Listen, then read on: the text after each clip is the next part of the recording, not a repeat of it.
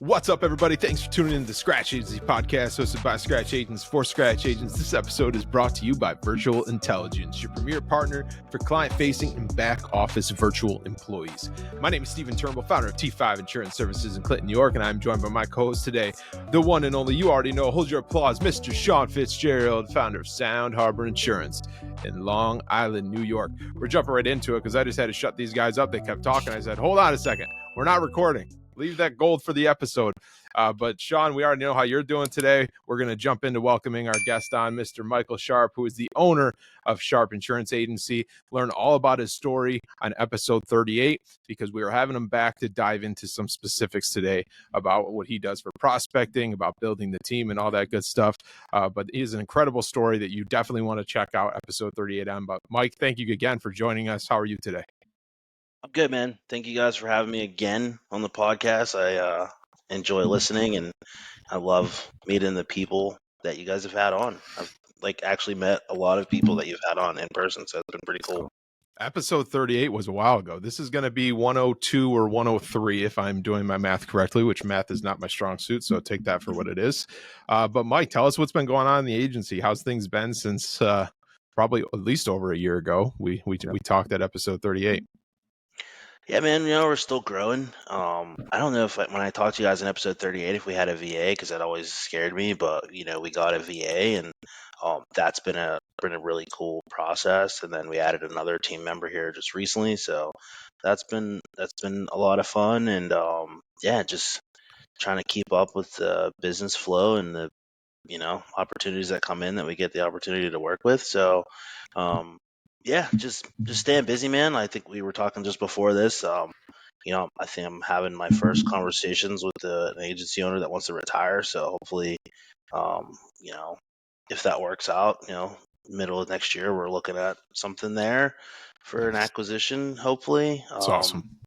So kind of scary because it will literally double us. We're 4 years in and just over 4 million in premiums and about 500-ish thousand in revenue. So that agency would literally double us with staff, premium, and revenue.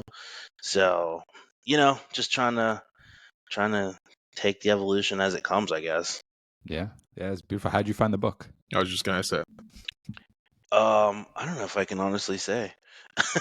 I found out somebody else was buying it. They didn't, couldn't, didn't want to. Something happened and they didn't. And I was like, who's that person? Let me talk to them. And I called and I was like, hey, you still interested in doing this? Yeah. I don't know what happened with the last guy. It didn't work out. And I think I told you guys, you can value your agency whatever you want. If it's not independently vetted, then I feel like my agency's worth $100 million. Nobody's gonna pay that. Yeah. But so whatever reason that deal didn't work out. Hopefully, I talked to Ryan actually. He told me to ask one question of this lady, and I asked her, and I thought it was interesting. He said, "Why do you think it hasn't sold yet? What needs to be different for this deal to work out?" And I asked her those things, and I because I thought they were really good questions, and I asked her those things, and she gave me her answers on why, and there's all kind of reasons. There's always three sides to every story: their side, and what actually happened. But so I asked her all that good stuff. But the one that needed to be different, which I thought was good, was she said, "I didn't really take the time to have the person buying meet with my team and my staff because I want them to be in place and feel secure in the roles once I'm gone." And I was like, that's great because you guys know it's very challenging to find staff. So if you get good people that want to stay on, know your customers, and do a good job, you don't want to get rid of those people anyway, right? So I thought that was really interesting. But phenomenal. Yeah, that's phenomenal because now you know what one of her biggest pain points is. Of course, she's worried about getting paid the right amount of money, but she wants to make sure her team has security. Right. Yeah. And I know, Sean, you want to talk about prospecting, but I just want to add this while we're talking about the acquisition conversation in the beginning here. It all just goes to putting yourself out there, right? Mike just said, I found out that someone else was having this conversation. They didn't buy it. And I was like, well, let's talk. And even like the 4 opportunities that I've had in under 3 years of business of of looking to purchase agencies, none of them came knocking like, "Hey, Steven, let's have a conversation." Like you just hey, are you ever interested in selling? Or I heard you're looking to retire or whatever. What is the worst thing they're gonna do? Hang up the phone I on you? ask every carrier rep that comes in. They all want to meet with me. I don't care what company they're from. I ask every carrier, like, who's retiring, whose producers are upset. Like, they're in these offices every day. So Yep. whose producers are upset, what staff isn't happy, like who's talking about requiring someone or even thinking about like, Yeah.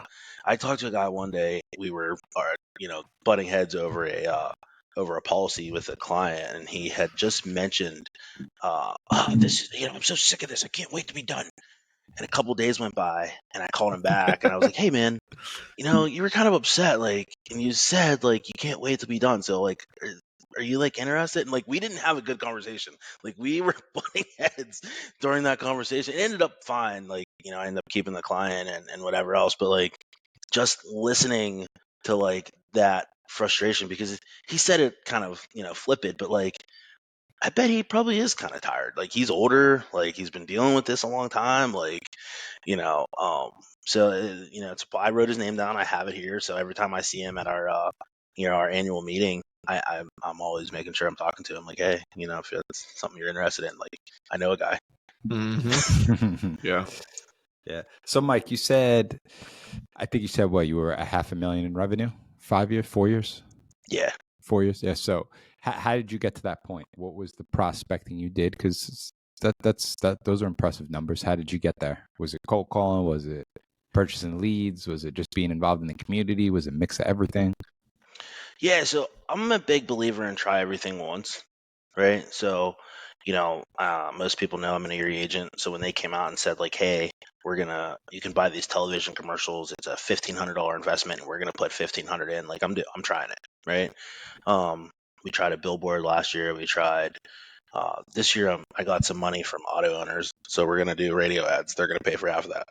So I'm a big believer in trying everything except buying leads, because I tried that and it was a disaster. I bought like EverQuote or All Quotes or one of those. I spent more time on the phone arguing with them, like, this number's bad, this customer's angry, like, give me my money back. I was spending more time trading credits for the crap they were sending me than I was like trying to call people. So at that point, I was like, I'm never doing this again. And then, we use agency Zoom. So like, I'd smart cycle these people and they'd come back. And I'm like, oh shit, why did I smart cycle this guy?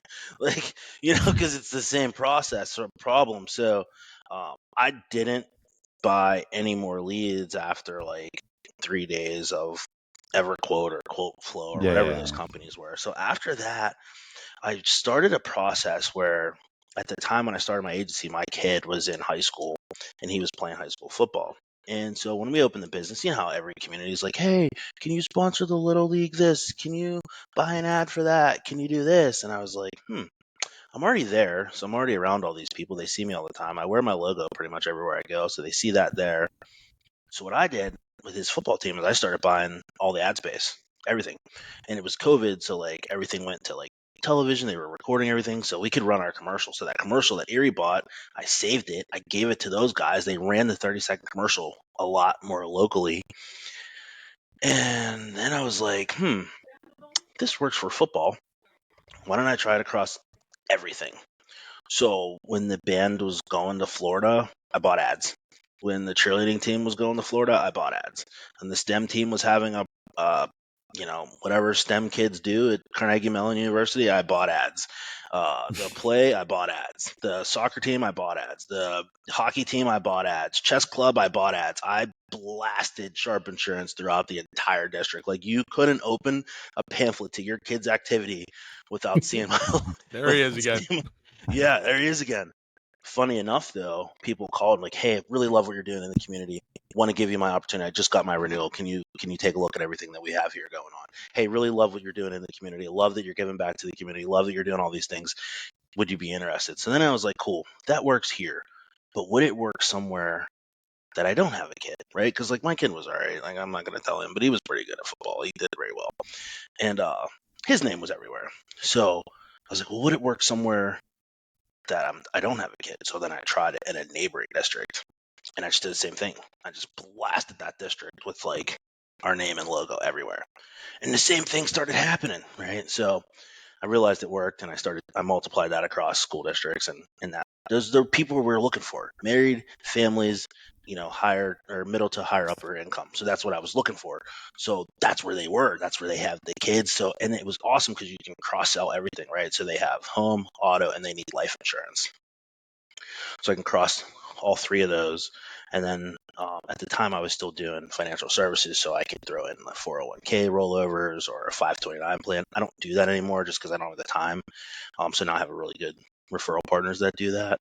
Um, so that's a lot of what I did, was getting information out. I just picked school districts and I just blasted it. The cool part was, like, it's not as expensive as like the television or the radio or the billboard. Like, it's $100, right? Like, we're talking about doing the hockey team's golf outing and putting a T sign up for $100, or the wrestling club's golf outing. It's $50 for a T sign. So like, I wasn't spending a lot of money on this advertising. It was 50 here, 100 there, maybe 300 for them to go to Florida and just be the title sponsor. But like, that got your name biggest on their t-shirt that they're all going to wear around.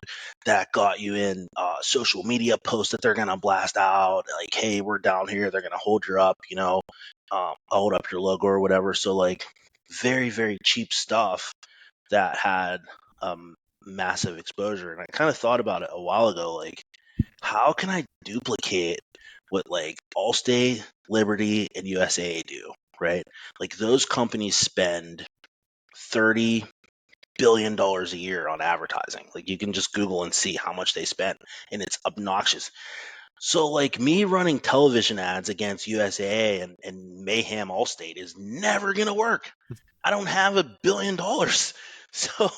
So I just started focusing hyper local. local, right? Yeah. And that really worked a lot. And then the other thing was, like, we pushed, like, give us Google reviews. So Agency Zoom helped with that. Like, we focused on it a lot. And so we get a lot of calls from people like, yeah, I was just searching the internet. So you have great 5-star reviews on Google. We give you a call. So I gotta ask you a silly question about this. I know this is your wheelhouse, Steven. I'm so sorry, but I gotta take over for 2 seconds. You can see my foot bouncing over here. Yeah, I see you shaking. So what did you do? So like, when you say ad space, my kids are still super young. They're in daycare, so I don't know about all the ad space and advertise at daycare, bro. Diapers, custom Sound Harbor diapers. Yeah, right. A onesie. I want a 1% return on that investment. So how are you reaching out to get about these ad spaces? Is this something you do online? You have to call the school? Like, who are you reaching out to do this? Because obviously you had to communicate. Well, so for mine, it was easy, right? Because my kid was in the program, so that I was on the board. I was already at the meetings. But like, when I went to that other school district and I started to do the same thing, I started in their community Facebook group, and I had customers in their community Facebook group already. So what happened was, customers would tag me in their community Facebook group, but I wasn't a member, and my business isn't there.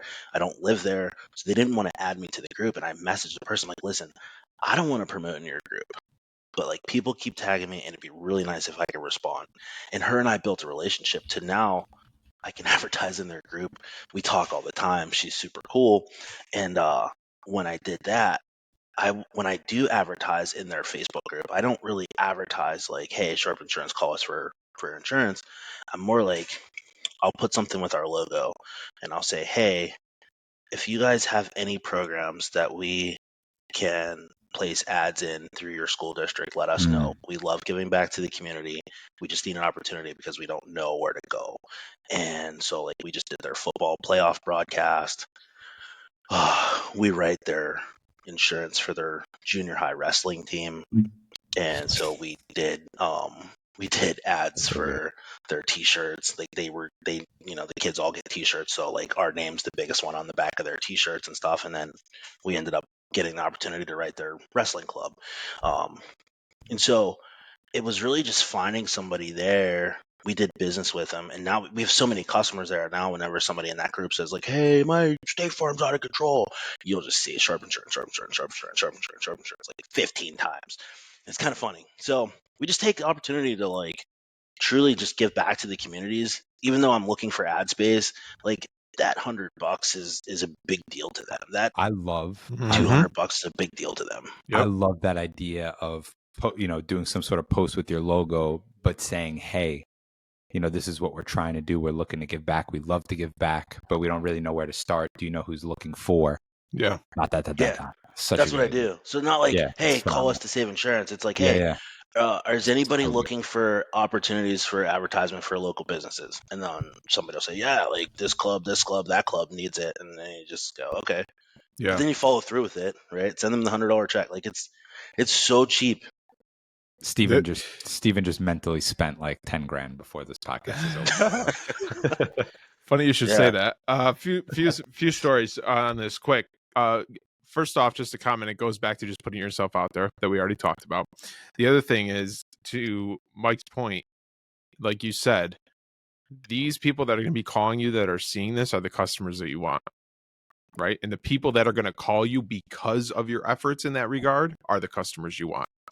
And Sean knows this, but I do a school program here with one of the local schools.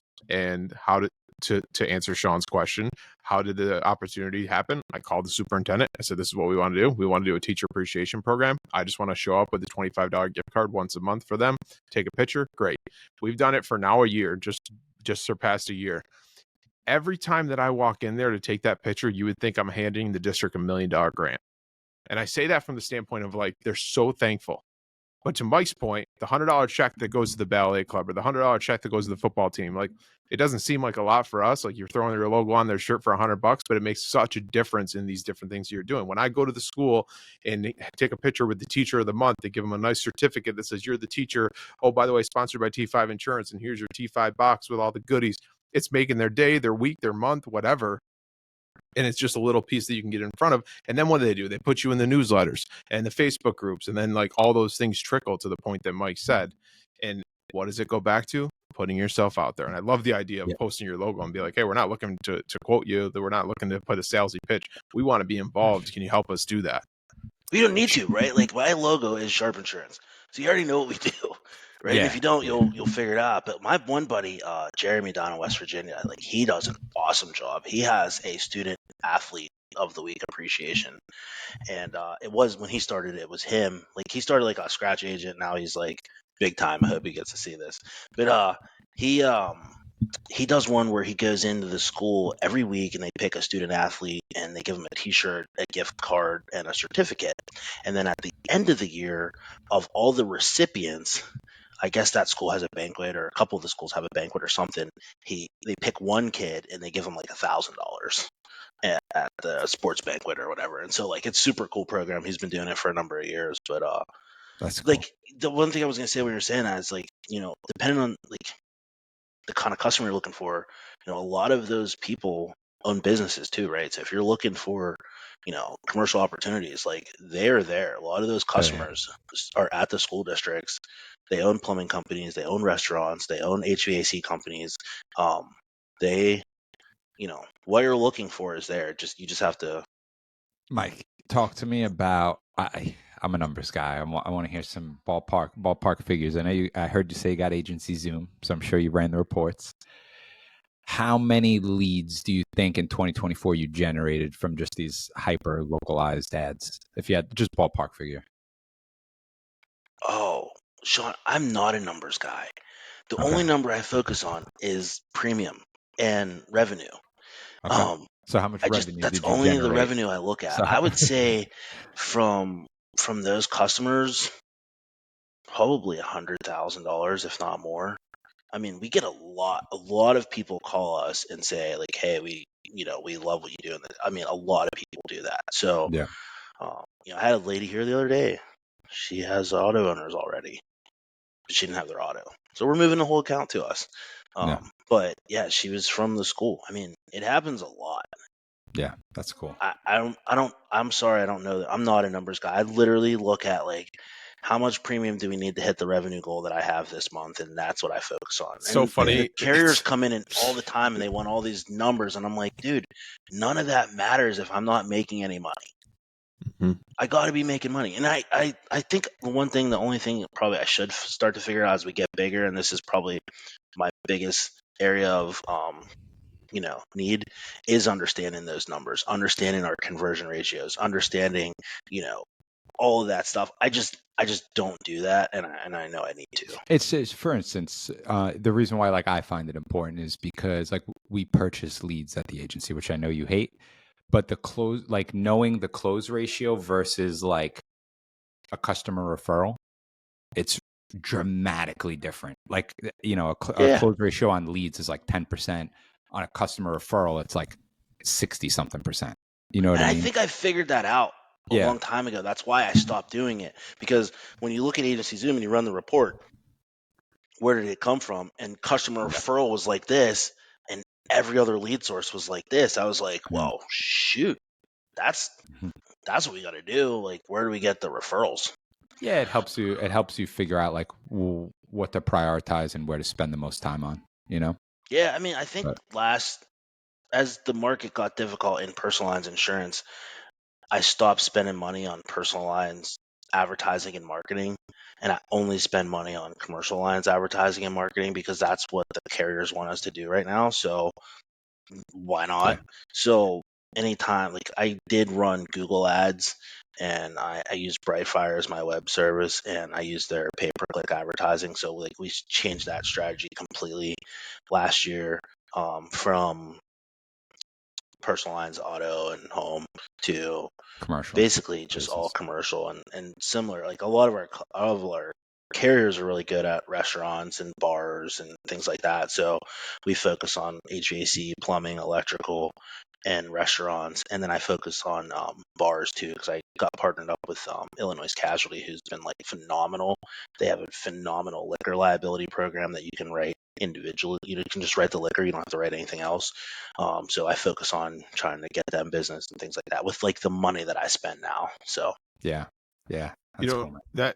That's how I wanted to pivot. We had you back on episode 38, and it was just you. You didn't have the VA, you didn't have the team, and we talked a lot about how you wrote the first $1 million in premium in the first year, and how you were scratch and didn't know what you didn't know, and you were still working the other job, and a lot of that. But like, take us to like what it looks like today with the team, and like what's changed as you continue to drive your numbers, as you're sitting at $500,000 in revenue. Like, what's the why behind all that? That some people that are listening that maybe are stuck at that, it's still them, and looking to take it to the next level, could get some insight from. yeah, I mean, I think the biggest thing is just setting up your goals. Like I write a postcard every week.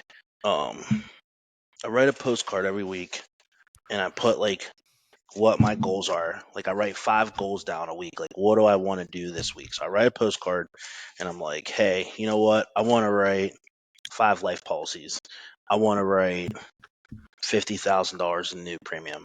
I want to make sure that I get 4 processes in Loom set up and completely done in our system.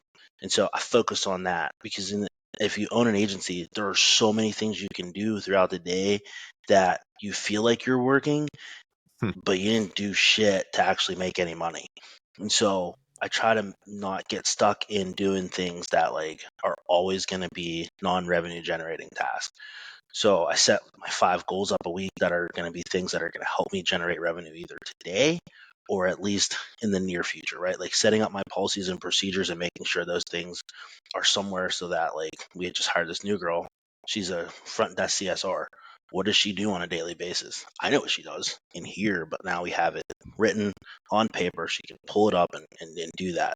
I didn't always have that. So um, do, doing my weekly goal setting is probably the highest thing on my list because funny, I move that to my high performance planner, just so you know, which I very much appreciate. Um but yeah, so for me it's just, what are the goals this week? What are we doing? Where are we at with premium? Like, it's important that we're staying on that premium mark. And I think Bradley and Scott kind of got me off the premium conversation to talking about revenue. But they correlate, right? More premium, more revenues. So we still focus on our premium number, our revenue numbers, and then whatever else I can do to grow the agency so that I can. I mean, I think next year I really want to focus on not um, building. So the last 4 years I've just been like grinding, working all the time, kind of burning myself out. Like, I really want to spend next year just dominating. Like, my 2025 word is dominate, because I don't want to be hiring. I don't want to be bringing on new carriers. I don't want to be doing any of that. I literally just want to focus, find business opportunities that I can crush, and hopefully go into the 2025 and write more than $1 million in 1 year. Like, that's like the next cool thing would be to write $1.5 million, right? So our team consists of our VA, full time. She's awesome.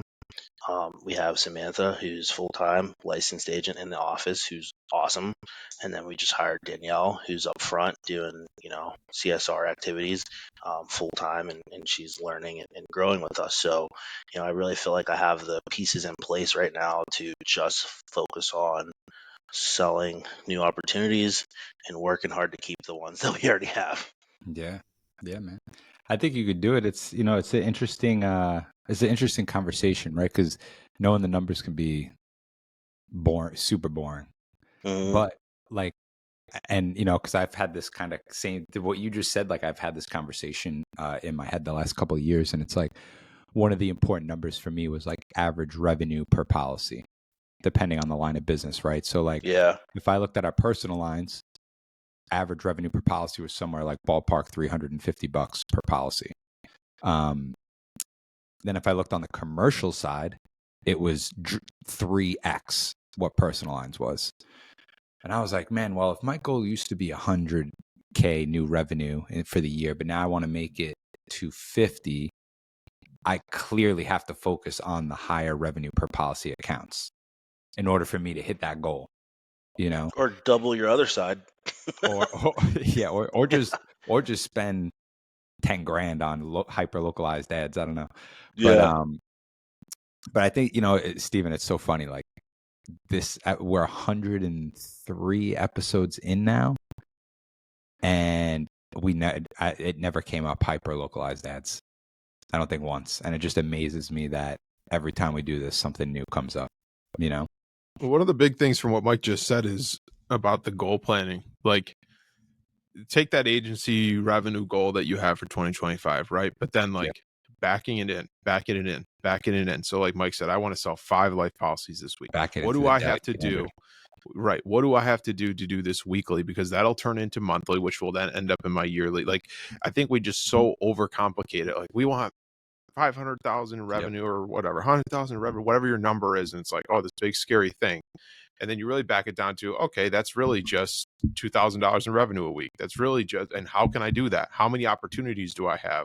How many hyper local ads? How many dance clubs do I got to be at to be able to see that many people, to see my logo, to come? Like, it's so interesting, because it takes, Mike, you walking through the way that you just did to have the aha moment of like, man, we always just overthink this. Yeah. Mike, Yeah, I mean, I think you can't, like, you can have these big goals and big numbers. And when I was at New York Life as a manager, that's what we did. We sat around, and you got to hire 15 people, and they all got to do this much money. And like, that's great. It's all awesome. But like, if you don't do the daily things, none of that happens, right? Like, I consider them like, okay, it's, December, like for, I need 5 policies the rest of this month to get like a massive bonus from Erie, right? Well, I could just get 1 today. Can I just find 1 today? That's it.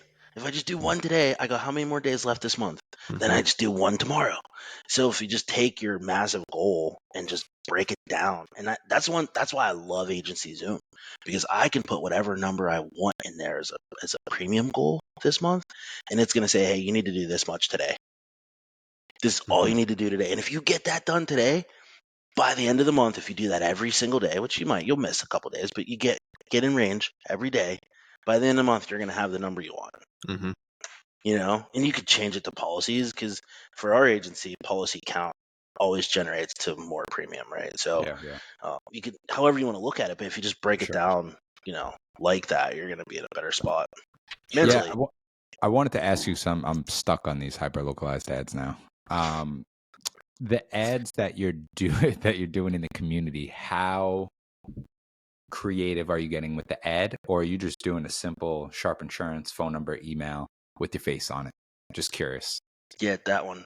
I mean, it's nothing crazy. Like, so when we started, my wife was doing a lot of the like Canva and like doing all that stuff. I am not the guy for that. But then her sister kind of found herself in a place where like she was out of work and has 3 little kids at home. So since we've talked last, she's taken over a lot of that. Like she stays relevant on my social. If you see something on there that's like, "Hey, you idiot, you shouldn't buy, you know, limited tort," that was from me. But if you see something on there really nice and it like comes up and it's moving and words are popping, that was from her. And so my sister-in-law kind of took over doing a lot of that social media stuff. And so I'll just tell her like, "Hey, here's the ad. Give me a Canva piece to send to them." And it's usually just like, well, what I was gonna say, when my wife started, it was cool. We'd take like the kid that asked me, right? We'd go to his parents' Facebook, we'd take like his soccer photo, we'd impose it on the picture, match with the colors, put our logo on it, and all that cool stuff. And then I was kind of like over the top. So now it's to your point, logo, name and phone number, my picture, call us. Nothing crazy. For me, like the biggest thing is just the branding. That's why I wear the that's what I was logo gonna like say. all day. So it's like for me, it's just branding, getting the branding out there as much as I can so that you see it all the time. Mhm. It just comes down to brand awareness, right? And being top of mind. So when they get that renewal or they have that pain point, Yeah, they remember you sponsoring they their just kid's think of me soccer game first. or whatever. Yeah. Yeah, I just hope because they have so many opportunities. Like I was driving down the road one day and I got an email from Liberty. I saw a Liberty Mutual billboard and they were on the freaking radio at the same time. And I'm like, how the heck do you do that? You know, but I don't have $1 billion. So Yep. That's it. That's as great, yeah, man. it's not overcomplicated though, Sean. Like the local ads. I mean, like if you have a Canva, like we have a pro Canva account or whatever, and you can get all the pro stuff. And we use Canva a lot for like the holiday post and all that good stuff. You just go on, throw your logo on there, and then Yeah. it looks pretty. I honestly think no, it doesn't sound complicated at all. I would say the only thing that like threw me off initially is like, man, who do I even? I just call the school. Like I don't. But I thought the Facebook community post that is gold right there. You do it, Yeah, I mom. mean, if you're looking, if you're like, hey, how do I get into one? Just go to the one where you live. Yeah, exactly. Just go to the one where you live. I mean, because like 9 times out of 10, you're gonna be at the same grocery store that they're at. You're around the same restaurants that they're at. You're in the same places. You're playing golf. You're recreating. You're doing all the same stuff they're doing right in that community. So, that's why you got to throw your logo or your face on it. So then people see it and they're like, hey, you're that guy. Like I did that billboard, which I thought was going to be a complete waste of money. And I only did it because like I really like worked the guy over on the price, like big time. I was like, I'm not doing this, man. Ended up getting it for like basically what it cost for 1 month, I got for 3. And I just did the same thing to him recently. But anyways, the point of the story was when I did that, I was like getting my car washed, and the lady at the car wash, she's like, "Hey, you that guy from on the like?" I can't even tell you how many people just called me from like just seeing that because I put it in a like super congested area that's like traveled a lot, but like just the brand, just get it out, just keep it everywhere. And to the point that we talked about earlier, and Sean won't love this because he's such a numbers guy, but you're never really going to be able to say, I got this much return in revenue from this billboard that I paid this much I amount to, think right? from the billboard, I'll be honest with you, I think the return on investment from the billboard was 0. I don't think one person called me and said, I'm calling you to do insurance from this billboard. Right. Not one. Well, I'm sorry. No, we did have one. He bought the policy. It canceled 3 months later. But that was it. We're not counting him. No, but there was so much like brand awareness that came from it that like we had just joined a local club here and the waitress was like, hey, I see you every time I go home. I'm like, what are you talking about? Her name's Carol. So I told my wife this time when we put it up, we're just going to change the words. I have that line that says, when insurance companies compete, you win. I'm going to take that off and I was going to put, hi, Carol, get home safe. Same billboard. It's just going to say, hi, Carol, get home safe. Yeah, I mean, but if you want to adapt in the community game like this, it's the long term, and you just have to understand that. And to Mike's point, put yourself out there everywhere and see what works. I mean, he said, I'll try everything once, like, and you see what works. And like, it's a combination of all of these things: the billboard, the ad, the radio, the soccer game, the ballet, whatever it is, that'll keep that brand awareness going. That when those people will say, oh yeah, I know who to call. I mean, if you're willing, not everybody's willing to like just put themselves out there. But I think like for me, like this is all I do now. So like I gotta make money. I want to live a lifestyle that like most people can't, and the only way to do that is to do most things people don't do. Oh man, So louder you for the have people to in the back. like, Yep. what's that? I said louder for the people in the back. It's so good with that Yeah. statement you just said. Yeah.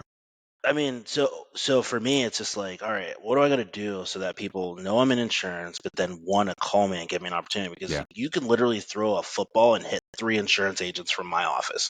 Mm-hmm. Why is somebody going to call me instead of them? And Yeah. that's Well, really all it comes down to. you know what you said, Mike, before that resonated with me is, obviously we talked about the brand awareness, but it's also the reputation, right? So you specifically said earlier in this call, like you've had people call you because they saw your ad at a football game or whatever, and they're like, hey, I appreciate what you're doing. And that's your reputation, and that's going to build instant credibility with you when they call you. You know what I mean? So like, I feel like if you call a random agency and you have no relationship with them and you don't know their brand, like there's no trust there, and that trust has to be built, right? And you're like pre-building the trust before you even talk to them. You know? But I think too, you got to follow up with it, right? So like Yeah. everybody here, like when you've been hired, including our virtual assistant, excuse me, our customers are first. And everybody says that our service is great, our customers are number one. Like everybody says that, right? Like it's on every door, it's vision statement anybody you walk into. The difference is in what you're doing to prove that, right? So we Yep. can all say it. So like, when a customer calls here for something, like, hey, thank you for your call. When they ask us for an opportunity, when they ask us to give a quote for whatever the line is, like I tell everybody, like, hey, I really appreciate you gave us a call versus anybody else. I really appreciate that you're giving us the opportunity. I promise we're going to work hard to find the best coverage we can for you at a reasonable rate. And I tell them that. And so does all my people. Like we all tell them, like, hey, thanks for giving us the opportunity today to quote your insurance. It's the last thing we say to them. Mm-hmm. And like, it's not much. It's not big. But like, I don't think anybody else is telling people like, hey, thanks for giving me the opportunity to quote you. Right. And I think people like that. Mm-hmm. Yeah. I one thing, Sean, that just popped in my mind when you mentioned that, either 3 or 4 episodes ago, maybe 2, whatever, we had Scott Greats on, who is a State Farm agent in my market. He's very successful. He's got the referral game down pat, the community game down pat. And one of the things off off air that we were talking about was the extra layer of accountability too, between the agency and the client when you play the local game. Like Mike said, you're going to see Mike at the local football game. You're going to see Mike at the grocery store. And it almost gives the clients like an extra feel of like, oh, Mike's always around. Like he's my insurance guy. Like I know who I have to call. And it's like, it was interesting when he put it in that sense of like, it's an extra piece of accountability between you and your client when they know who you are. They know you're the local person. They know you're supporting everything. They know you're here. And like Mike said, that I think is an interesting point to make. 100%. Yeah, I mean, I think just being around, it's a lot of work. To you guys' point, the reputation, everything. It's not easy, right? Like it's a lot of work to like literally always be on. Like Yeah. I'm always on. I'm a little tired of it.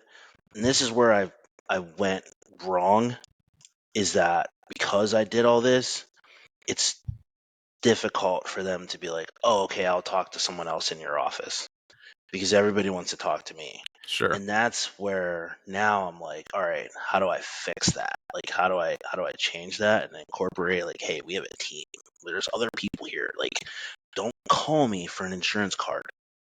Call me because you wrecked your car and you don't know what to do. But don't call me because you need insurance. Call them. That's why I hired them. No offense. Like, I'm here to help you, but like,